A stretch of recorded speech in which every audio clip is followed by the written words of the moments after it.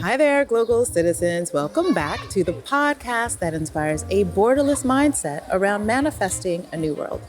I am your host, Florence Adu, coming to you live from Dakar, Senegal. I am sitting in a restaurant called Ko Tau, which is in the Almadi section of the city. And I am sitting with a new friend that was introduced to me by a local citizen's former guest, Mohameda El Mahajir. She is the connector, and I want to refer you back to her episode because she, like me, is a traveler and picks up so many new connections along the road. So shout out to Mohameda. My guest is a Dakar native that is an attorney by training, but I'd say much more of a creative by current vocation. He was a participant in the Magnet Diaspora exhibit, which was hosted during the 2002 Dakar Biennale by Yassine Arts Gallery. His first exhibition in New York City, it was in 2003, in the Lower East Side, hosted by Steve Cannon's Tribes Gallery. He designed the backdrop for the scene of the Afro Pop Music Festival at Virginia University. And he was selected at the Diversity Project, an event showcasing the works of 200 New York artists in 16 different galleries. The show was created by Danny Simmons and Rush Arts. He's also performed with Plexus at the St. Mark's Church for Human Rights Day, and he showed 10 paintings at the Off Dakar Biennale. And so that's another aspect of the Biennale, which we'll talk a little bit more about in the episode. And most of the show was sold out. He's also showed at the State Black Archives Museum in Huntsville, Alabama, and at the Kinka Gallery in Columbus, Ohio. He was also selected for the Black Madonna Millennium exhibit, hosted at the Museum for Contemporary African and Diaspora Art, which is Mokata in Brooklyn. He's showed at Princeton University's Rockefeller Art Gallery, and in 2010, he was invited to select one artwork from the collection of the Brooklyn Academy of Music and a couple with his own to pair during the African Rhythms American Echoes exhibit at the BAM Festival. He's currently writing a script about an African human experience of 50 years of arts, politics, and academics. Mr. Bara Diokhane, welcome to the podcast. Thanks for having me. Yes. So let's get started. So Bara, tell us where you're from, where you are local, and what is your craft? Bara Diokhané is my name. I was born in Dakar, Senegal, the capital of Senegal, 5 years before our country gained independence in 1960. So I grew up going to school, elementary school in Dakar. Like I can say I'm part of the first generation of schoolboys, trained after independence, like the first cohort of the Senegalese educational system. It was like all free. Public school were the best schools, and it was free. So students with poor grades would go to private school and pay. Right. Now it's the contrary. Exactly. Now public schools are really struggling because I heard like institutions like the World Bank have been cutting, subvention to education, pushing an agenda for privatizing education. So as a result, now here in Senegal, like I'm so sad when I walk past my alma mater. When I went to high school, it's like so sad, so dirty. You see that this elite school has lost all this, has lost it, the benefits of private schools, Sure. business. I grew up in Dakar, went to high school in Dakar, law school in Dakar. I was sworn in as a lawyer in Dakar and practiced.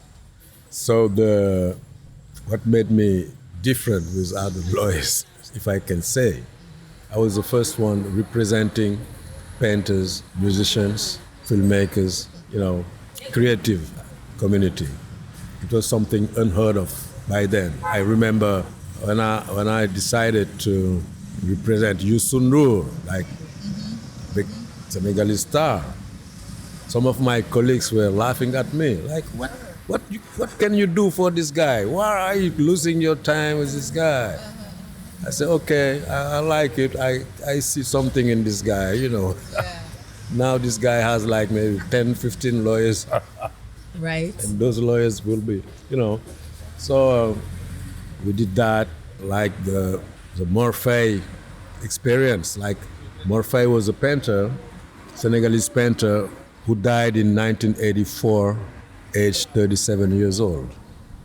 Morphe was the youngest artist ever to have exhibited at the first World Negro Arts Festival, organized in Dakar in 1966.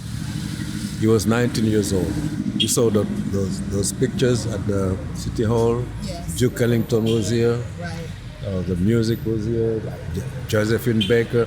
And here was this 19 years old boy, you know, showing his painting among his teachers and masters, and who unfortunately passed away at an early age.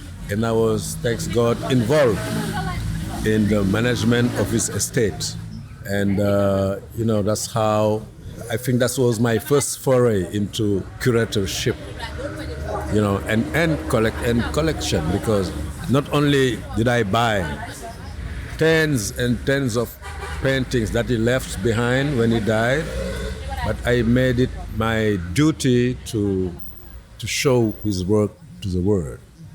Even though this guy was, you know, he died anonymously, no one knew him, poor, sick, even went to mental institution in Dakar. So after I took charge of the estate in 1991, we did a memorable exhibition in Dakar. Until now, people are talking about this exhibit. And you know why? Because before that, exhibits were always things of governments, the state, Minister of Culture, or foreign French Institute, French Alliance. And here is like a local lawyer, you know, a law office saying, hey, the law office should handle this kind of thing because there are some legal issues, you know, contracts, and so and so. And it was so successful. I mean, people showed up. I don't know if you remember 3 days or 2 days ago when we met the president of the Biennale, and he said, I taught him collecting art, and he came to that show. It was a fantastic experience. I'm very proud of it because one can say, as far as the history of art is concerned in Senegal, as one of my friends said, he said, there was a pre-Morphe exhibit and a post-Morphe exhibit. Because that Morphe exhibit changed a lot of, you know, paradigms. Wow. Private are coming now. They say, we don't need governments, we don't need French or British institutes. We can do it by ourselves. We can organize it and buy it. When we did that, 2 years later, I got a call from the Museum for African Art in New York asking me to loan some pieces of this artist to be shown at the 1993 Venice Biennale. Can you believe that? Oh, wow. Yeah. Wow. So that's how we created this phenomenon, and everybody went crazy about Morphe, everybody, you know. And it was beautiful because it was created in Senegal.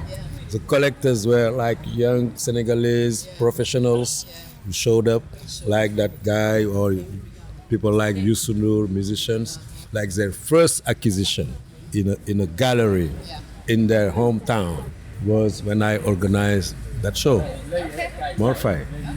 So, and then it's been a journey with this artist because, you know, he got write-ups in Art Forums magazine in New York. He got shown in New York at the Museum for African Art, in Washington, D.C. at the World Bank headquarters. So, long journey, and I'm still enjoying this journey because sometimes, even though I keep it very, I'm very much aware of the dangers and inconvenience of throwing all this work into the art market. It's not about market, it's about preservation of a cultural heritage. So my dream with this collection is to really give it back all to the museum I'm dreaming to build, because we need this kind of things to like. You have Musée Picasso in Musée Van Gogh, Musée Rodin. I want my Musée Morphy. I like that. Okay, so we would say that your craft is facilitating the craft of others, and of course being a creative yourself. So let's talk a little bit about you. And you mentioned a little bit of why the where, like why or how you are here in Senegal. But I want to get a better understanding of why the where in terms of the place where you actually reside in Senegal. Well, I was born in Dakar, the capital. All my life, time was shared between Dakar and New York, New York City. Yeah. Even New York, I wouldn't say New York, but Harlem and Brooklyn. Sure. Those are the places that Dakar, Harlem, Brooklyn are the three places I have to spend my life. So why? So to me, it's just natural because my family was there. I had brothers and sisters living there. So we were blessed, first of all, to have generous parents who left us some property located in that area. In a neighborhood called the Plateau. Plateau was an exclusive French colonial neighborhood before independence. Independence, quote unquote, because some people say we're still struggling to be really independent. Free. Let's say during colonization, this was a neighborhood where you can almost say black people were not allowed. There was a kind of a apartheid going on there. When anytime you saw a black person there, it was like a cleaner or a cook or So with time, some Senegalese started to make it a point to get their piece of Plateau there. They were educated civil servants or successful local people who consciously, maybe out of a sense of pride or defiance, said, we're gonna live in Plateau no matter what.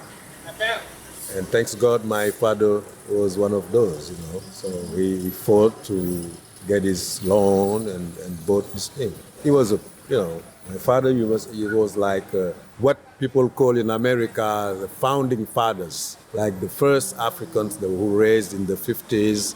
Like the post, the Renaissance. Yes, and they started to talk about independence of Africa, Pan-Africanism. So my father was a member of the first political party, local political party in this country that started to fight, gain independence. So being a founding member of the first political party in this country, that led this country to independence. And what party was that? BDS, Bloc Démocratique Sénégalais, Democratic Bloc of Senegal. 1950, my father told me he sat at the elections as a representative of this party in 1951. Legislative elections 1951, Senegal was not yet independent. We became independent in 1960. So that decade or 2 decades before reaching independence, those are, I think, important historical times. And I'm very proud that my father was, part of this movement and played his role. What was your father's craft aside from being in the political movement? He was a civil servant. But his basic craft was an accountant. Okay. He was an accountant, and then he worked in banks, and then got into politics, Yeah. and then became, congressman and things like that. okay. Yeah, yeah. Got it. Interesting. So, what was your father's name? Tell us. My father's name is Masamba Sasum Diokhane, but he's called Mas Diokhane. And there is a street, Name for Plateau, where all street names are French people. If you notice, you know, somehow even some of our leaders are not ready to change the names of those streets. You see many names. You don't even know who these people are. You just know that they are French people, colonialists, and somehow one street was baptized, like a French name was taken off to put my father's name, and that was very symbolic. I think in that area must be one of the first local Senegalese, who lived there, and who took off a French name, and the city hall renamed it after him. That's great. Nice. There was a time where a pandemic hit Dakar in the 40s, I guess. Pest, how you say pest in English? Pest. So the French decided that all Africans should be segregated out of Plateau. Wow. This happened here. So that's why the history of a neighborhood like Medina was like everybody out. Only there was a real system of apartheid. Wow. People don't remember. When you said that, I was like, apartheid? Like, they really had it here, but I mean, it's everywhere. But yeah, this is everywhere. true. They would not call it that name, but the practice was the same. Segregation, discrimination, that happened here. Because even though Senegal, as a French colony, was a French colony, a way to divide us was to decide people who live in Dakar, Rufisque. It's like 30 minutes from Dakar. Beautiful old city, colonial city. Saint Louis in the north, and Gorée Island. If you were from those 4 cities, you had the right to be a French citizen.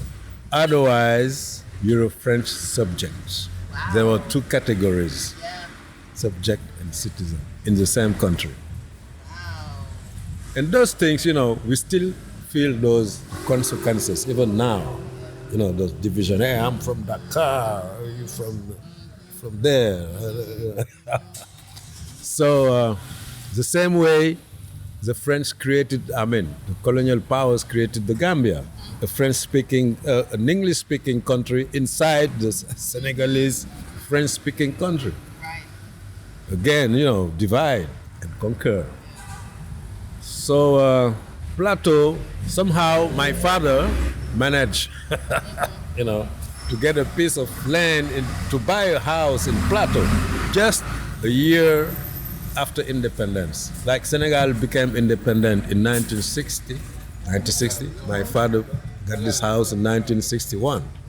Wow.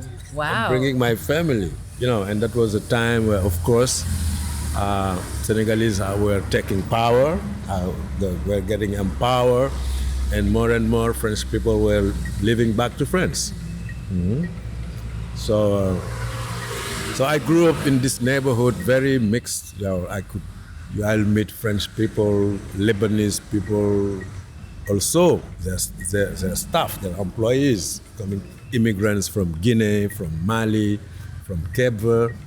I remember there was many people from Cape Verde back then growing up in my neighborhood, because Cape Verde was fighting for independence. It was occupied by the Portuguese. So there were many immigrants from Cape Verde, like exiles. So I grew up, I think to me, it was a blessing to be in such a diverse community, like neighboring African countries. I grew up, playing soccer or going to the beach with kids from Guinea, from Mali, from Mauritania, from Bissau, from Cape Verde. And the funny thing was, like, we always tried to speak the language of the other. Oh, that's nice. That's cool.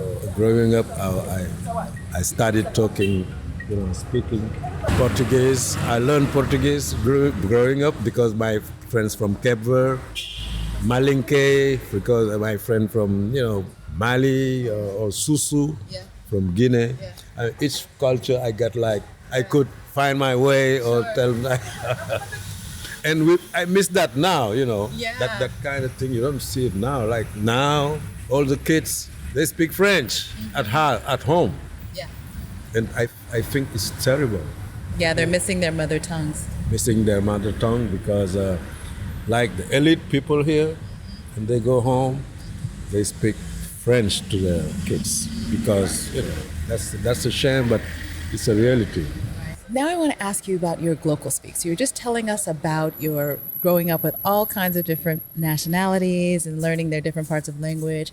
So this is when we want to hear what you hear. So I ask you to share a word, a phrase, or a saying that is an integral part of your local vernacular and why you came to value it as local speak. There is a proverb in Wolof that says, "Jam du doy." We'll say jam du doy. Jam du doy. Jam du doy. Jam means peace. Say peace is never enough. Wow. Okay. Tell us more. So if it's never enough, that means it's a work in progress. Work in progress. It's not just a pact that you sign. Oh, okay, this is peace. No, peace is an ongoing process, and it's never enough. Sure. It's never enough. Sure. So it's keep striving. Keep striving, keep building on it because it's fragile. So don't just sleep on it and say, "Oh, I'm in peace." No, it is a daily challenge to keep it going. I like that. Jam. Okay, jam du doy. Yeah. Jam du doy. Okay. I don't know if the translation is right, but yeah, peace is never enough. Okay, very good. So tell us a little bit more about your experience transitioning back to Senegal. So you knew you were leaving, and what has it been like? And you were gone for many years. What was it like transitioning and now finding where you've landed? Because I'll give some context here. I've come and I've met Mr. Art World. He traverses with, the policymakers as well as the artists and everything in between. So that's a lot of my curiosity about landing and then moving into this space full-heartedly. What was your plan and how have you implemented it? Coming back to Senegal, I found out that, I gained a lot of experience and knowledge that I acquired in America. Because I've done things like being a teaching artist in an elementary school. But I could not fathom doing that in Senegal. I started painting, the act of creating artworks while I was in New York. Before that, maybe I had a couple of drawings, but I was not really into it. But suddenly, with the beginning of the 21st century, I had to satisfy my need to do more creation, and I started painting, drawing, loved it, and see people react to it to the point that, I got my first show in New York before Senegal. New York people are the first people who ever, who saw my work publicly exhibited in an art gallery. And I have to mention, so among other experiences, I have worked for the United Nations Development Program, headquartered in New York City, where I was a legal advisor. After that, I worked at 40 Acres and a Mule in Brooklyn with Spike Lee. That's very interesting too, because I was in charge all of Spike Lee's private archives.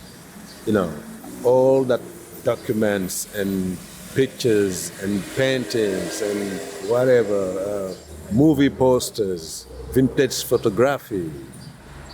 All his art archives. So I was in charge of organizing it. And as a result, the company built a beautiful website because I had to do all that work for 2 years. I have taught sometimes as a lecturer at law school, at Brooklyn Law School. Oh, okay. Yeah, I gave a lecture about comparative constitutional law between, the U.S. Constitution and the Senegalese Constitution. Or I had lectured and done some workshops about conflict resolution with the John Jay College of Criminal Justice in New York City. So my teaching experience is really exclusively a New York experience. I've never taught before in my life, and I've taught children and law students in New York, So it's very funny. And so maybe teaching is part of my craft, but I didn't know that. But I enjoyed, Yeah, exactly. So when I come back, now my first thing was, okay, what do I bring back? I'm like, okay, I'm going to curate a great show, even though I don't have like the museum's infrastructure or the Biennale infrastructure. I was blessed to develop some really solid relationships and friendships with New York artists. So it was kind of easy to present my idea to show in Dakar, to do a big exhibition between Senegalese artists and African artists living in New York and Jamaican artists, and diaspora. So the first thing I did, so when I came back, was to put that big exhibition of around 40 artists in Dakar just after the opening of the Museum for Black Civilization. Like the day after the opening of the museum, I opened my show and I called it Le Grenier de Rythme. Le Grenier de Rythme, you can call it like, in English, I would say the grenier is a mill. A mill where you keep rhythms. Okay? And it was about emigration, expatriation, and repatriation. Full circle. Full circle. So that was my reintroduction to my back to Senegal. And then since now, after all these years, I'm getting wiser. So I'm like, okay, I remember owning some piece of land that I bought, I left back 30 years ago, that has gained a lot of value now. So my next thing would be like just to get into real estate for my retirement years. Well, that's a good plan. That's absolutely how so many Africans that return have a little bit of a retirement plan, because they've invested in the land that hopefully appreciates, well, it all appreciates, but it hopefully has been guarded enough that it's theirs. And so, we had an interesting conversation, and this is kind of the law thing, about why your land is still yours versus in some cases that may not be the case. So tell us a little bit more about the French land law that is a vestige here. The land law here is kind of tricky, very complex, because there is not one unique rule that governs all lands. There are different categories. So, of course, the strongest title is what we call the titre foncier. When you get that one, you're covered against anything, because it's protected by the Constitution. No one can accuse me with you.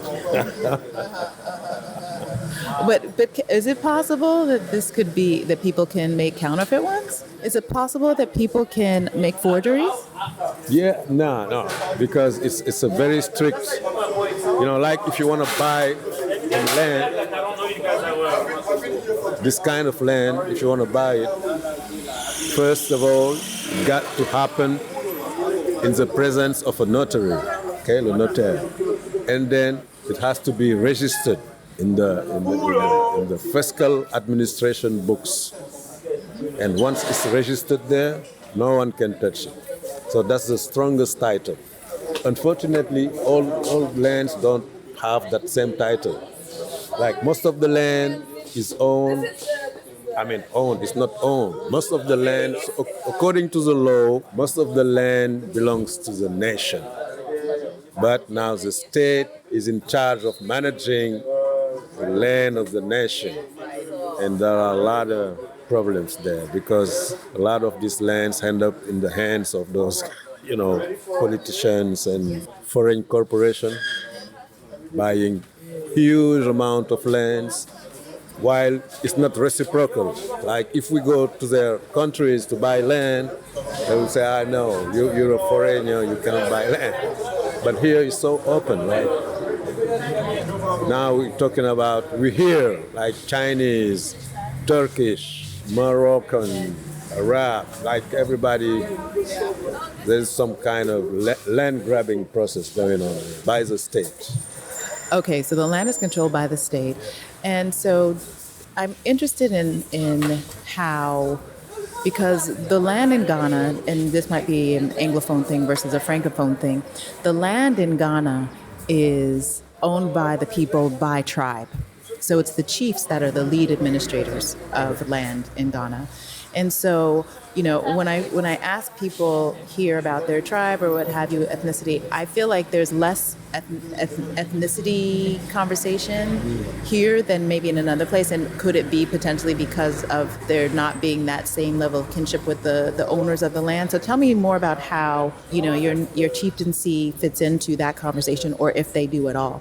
Well, to finish, besides the land controlled by the state, another case that brings a lot of scandals are the land that is attributed by mayors, like in the local communities. It's not really the tribes. We don't have that system here. It's the... Yeah, I get it. So basically, it's all administered, all land is in the administration of the country, of the state. And so if you want some, you have to go for a grant or something like that. Go to the state, or, you go to the mayor in his locality. Normally, what happens is like, okay, if the land belongs to the nation, suppose you have a program to develop some economy, they will give it to you and say, okay, if you create like X amount of jobs, X amount of economy in a time frame of 2 years, so some conditions, you keep the land. But the guys, they get the land, don't respect their commitments, and then start selling the land back and make billions. Got it. So it's about rule of law, yeah. And I guess that's the story everywhere, right? And so which is... Especially in our ex-colonized Francophone countries. I think Anglophone countries that have been colonized by British have more leeway than Francophone, because you can still feel the heavy hand of the French power under our administration. I don't think it's the same in Nigeria or Ghana or Rwanda. I don't know. I think it is in a different way, but definitely the French hold on Francophone countries is currency. So that they have locked your funds in their own coffers and decide this is their purse in so many ways. I think that is the huge difference between the ways of the economies. Okay, you can say that because in school we used to be taught that like the French system was about assimilation. It's cool. Yeah, and the British system was about integration. And that might explain, the difference between the two systems. But what is sure is like the ranking of the world's poorest countries, while the majority of the bottom list are Francophone African. We got to exhale on that one. Just breathe it away. Just breathe it away and breathe in some new, fresh energy. So let's get into a little bit of your mindset. You told us about how you came to Dakar and you immersed yourself into Dakar. So I'm curious about what you would say is a mindset hack. So something that you do on a regular basis that gets you, it's a creative, innovative, something that you know of or something that you practice, something that you can imagine that is your mindset hack. Well, my mindset now is like share, give back. We are a very young country. In this country, I'm like a patriarch. Yes.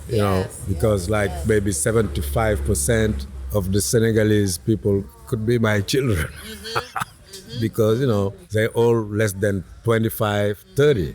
Right. And with all this education system crumbling now, health system, culture, forget about it. Like the luck I had to be exposed to those different cultures.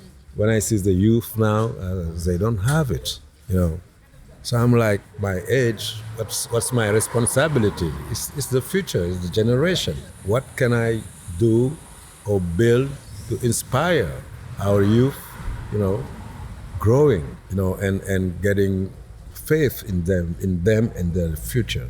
I think that's, to me, it's like a mission. I owe it to my country because, as I said earlier, my whole education from elementary school to law school was free. I've never paid a dime, to acquire the knowledge that I have that allowed me to be admitted to the New York Bar Association, you dig? Yeah. So I'm like, okay, now I got all this, time to go home, I got to give back, through culture, through education, through whatever I can do that I can, bring to the table. Yeah. So this is why recently my ongoing project, is to pay homage to one of the greatest drummer in the entire universe. Okay. His name is Dudu Njai Rose. Passed away 5 years ago, aged 80 something, This guy has toured for decades with giants such as Dizzy Gillespie, Miles Davis, the Rolling Stones, Stevie Wonder, you name it. He's not honored in his own country. If you ask a young guy here, in the street, who is Dudu Njai Rose? No one knows. Yeah. So I think now it's time to show the greatness of this unique artist, and it's our responsibility for us who knew him here and abroad, to realize that our people will gain a lot by researching the work and life of this person, of this great artist. So the project is about international symposium. I want to convene in Dakar greatest Senegalese scholars and African and from the diaspora, so we can, go through his archives, through his music, through his legacy, and build something. I expect that maybe we can edit a collective book because many scholars will participate. I expect to produce a documentary film about the event. We're gonna do an international festival of percussions. I want to invite drummers from not only the different regions and cultures of Senegal, but drummers from West Africa, East Africa, North Africa. I'm thinking of the diaspora, ideally I would invite, those Afro from Colombia or Bolivia or Brazil, Yes, because they have those tradition of drums because the origins is here. And as a guests of honor, we're gonna invite Japan. Why Japan? Because the Emperor of Japan had awarded a medal of excellence to this artist. So I wanna give back to Japan and say, you're gonna be the guest of honor of this event. We are just on the planning phase. We started, brainstorming, great intellectuals and artists and researchers. Yeah. Everybody is excited. So thank you for spreading the word. Yeah. Because this is gonna be like something very exceptional. Wonderful. And so we'll have a link to the artist. Just tell us his name again. Dudu Njai Rose. Dudu Njai Rose. That's the drummer of Senegal. He's the one who performed at the stadium the day when Senegal was declared independent in 1960. He did the show at the stadium. And in 1989, the same Dudu Njai Rose was invited in France to perform for the celebration of the 200th anniversary of the French Revolution. He did a magnificent performance on the Champs-Élysées in Paris. So this is a guy whom I admire a lot, I love a lot, and I'm like, it's our duty to do something about it. And thanks God, when I had the idea and the concept, all the people that I contacted reacted favorably. Yes. They say, okay, let's do it, let's do. So I'm very optimistic that something great is going to come from there. Yeah, there's no way not to feel energetic and lend. It's kind of what you said about sharing. So we're all at this place where we know there are people that we need to integrate into our lexicon, right? Like people's names. We have these names of, European greats, all of those things, but we need to re-embrace, like I said, reintroduce a lot of our own prominent historical figures so that we can have that much more connection and I don't want to say nationalistic, but just understanding that we are greatness. I think that's where we miss each other quite a bit in Africa. It's about, we have to protect, revere, promote our cultural heritage. There's nothing to be ashamed of. In the contrary, if you consider Africa's contribution, culture, to civilization, you just have to be damn crazy to neglect it and look for another way, because all we got, you just need to research it. As said one of my esteemed elder, Sheikh Anta Diop, who is a Senegalese historian and scientist, he said, arm yourself with knowledge. Arm yourself with knowledge of yourself, your past, your great history. Yeah, so. En français. Madame, quel plaisir. C'est un plaisir de discuter avec toi. Ça me ramène un peu sur des idées, mes idées actuelles. Oh, no. I wanted you to say what he said in French. Armez-vous. Cheikh Anta Diop, il a dit jeunesse africaine, armez-vous de savoir et de connaissance. Très bien. Okay, so we know, because you're creative, there's so many things that you've mentioned that are things that you do. I think the lines between your professional life and your professional life and your home life, your personal life, often are merged. And so I typically ask to get to know my guests a little bit better about whether they are a reader, a watcher, or a listener in their time that is away from, their productive endeavor. Well, no, not their productive endeavor. Away from what is quote unquote work. And to share some of your favorite recent or over time reads, watches, or listens. Yes, recently, I always go back to Cheikh Anta Diop. I've bought so many books. The same book. Yeah. I bought it in English on the street of Harlem, 125th Street. It's called The African Origin of Civilization. Okay? But the original version in French, I just bought it 2 weeks ago in the street of Dakar. Oh, wow. Okay. Okay? Et qui s'appelle Nation Nègre et Culture. That's the title of the. So I was just going through it. And interestingly, most of the scholars that I have invited to join this project about Doudou Ndiaye Rose have written books. So now, recently, I've been getting older books. Yes. Like we are a group, as of today, of 17 African scholars. I guess 15 of us have written. I must be the only one with no book written. No book yet. No book yet. They're all authors. Yes. So it's amazing. So now I've been reading. I'm trying, to catch up with their books. Sure. That's a lot of it. So I'll ask you some of those offline, and you can add those to the show notes, so we can add those for listeners. Yeah. Bara, Yes. Thank you so much. So before we sign off, can you leave us with some last thoughts on life, the Biennial, whatever you please. Tell us a little bit more to send us off. The Biennale would be more open to the people, when I go.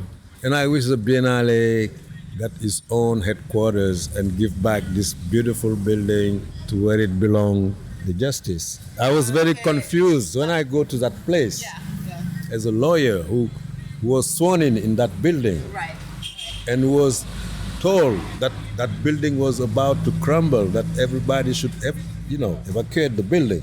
That was 30 years ago. The building is still standing strong. Right. And now they're doing, when I see the new right letters, like ancient Palais de Justice. Did you see that? Right. So what Bara is talking about is where the main pavilion for the Biennale is the Ancien Palais de Justice. It's supposed to be imminent danger of crumbling. Right. 30 years ago, Right. still standing strong. Right. So I'm like, what happened? What's the plan behind? I still don't understand that. But it's kind of strange.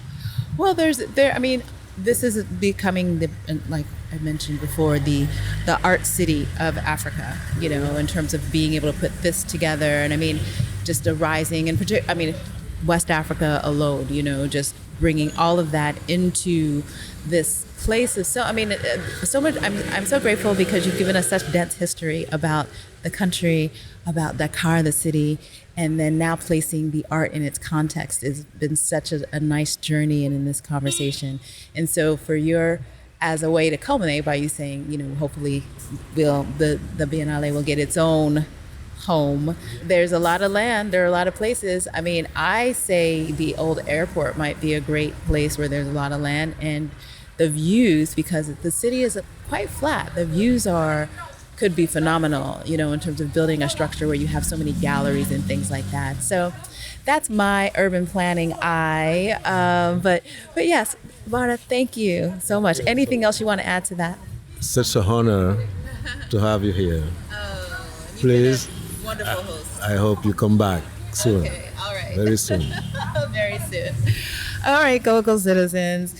This has been another episode of the podcast. You can catch us each and every Tuesday with new episodes at www.glocalcitizenspod.com or wherever you get your podcasts. Google, Amazon, Apple, Spotify, you know the drill. Go there, leave a review, share it with a friend.